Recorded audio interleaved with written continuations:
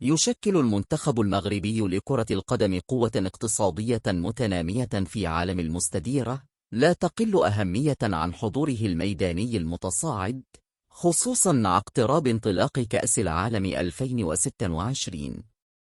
ووفقا لمعطيات منصة ترانسفير ماركت، بلغت القيمة السوقية حوالي 487.2 مليون يورو، ما يضعه في المرتبة 13 بين المنتخبات 48 المتأهلة للبطولة. ويتزامن هذا الصعود الاقتصادي مع حركية ميدانية لافتة، حيث غادر المنتخب الوطني أرض المملكة متجها نحو الولايات المتحدة الأمريكية يوم الأربعاء، في محطة جديدة تعكس حجم التطلعات واستمرارية الزخم الذي بصم عليه في الاستحقاقات السابقة. وتبرز المؤشرات الرقمية أن القيمة السوقية للمنتخب قد تضاعفت بأكثر من مرتين منذ مونديال 2022، حين كانت 241 مليون يورو. كما يعكس هذا المسار التصاعدي ملامح نهضة كروية متواصلة، إذ ارتفعت القيمة إلى 347.4 مليون يورو خلال كأس إفريقيا 2023 في كوت ديفوار، قبل أن تصل إلى 408.6 مليون يورو في سنة 2025، لتواصل منحاها التصاعدي بفضل تألق العناصر الوطنية في الدوريات الأوروبية الكبرى.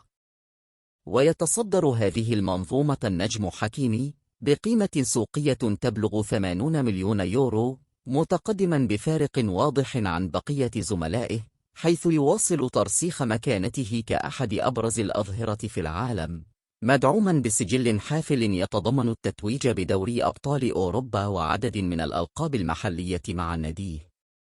وفي خط الوسط تبرز ثروة فنية شابة يقودها أيوب بوعد البالغ من العمر 18 عاما، بقيمة سوقية تصل إلى 50 مليون يورو، وسط اهتمام متزايد من أندية كبرى، أبرزها باريس سان جيرمان وأندية الدوري الإنجليزي الممتاز، مع ارتباطه بعقد يمتد إلى غاية يونيو 2029 مع نادي ليل، إلى جانب بلال الخنوس وإسماعيل الصيباري اللذين تقدر قيمتهما ب32 مليون يورو لكل منهما.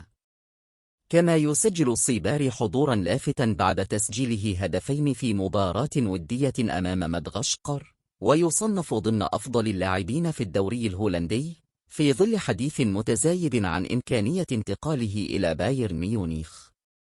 وفي المقابل يقف إبراهيم دياز عند مفترق طرق مهني بقيمة سوقية تقدر ب35 مليون يورو، بين الاستمرار مع ريال مدريد أو خوض تجربة جديدة. ويكمل عبد الصمد الزلزولي هذه المنظومة بقيمة تبلغ 30 مليون يورو، بعد تطور لافت منذ انتقاله من برشلونة إلى ريال بيتيس، في صفقة باتت تدر أرباحا متوقعة على ناديه، إلى جانب أسماء صاعدة أخرى من بينها شمس الدين الطلبي ب25 مليون يورو ونيل العيناوي ب20 مليون يورو. وتعكس هذه الأرقام في مجملها تحولا نوعيا في بنية كرة القدم المغربية، حيث لم تعد القيمة السوقية مجرد مؤشر مالي، بل أصبحت انعكاسا لاستراتيجية تكوين وتطوير مستدامة، تضع المنتخب في موقع تنافسي متقدم على الساحة الدولية، وتمنحه وزنا إضافيا في رهانات كأس العالم 2026.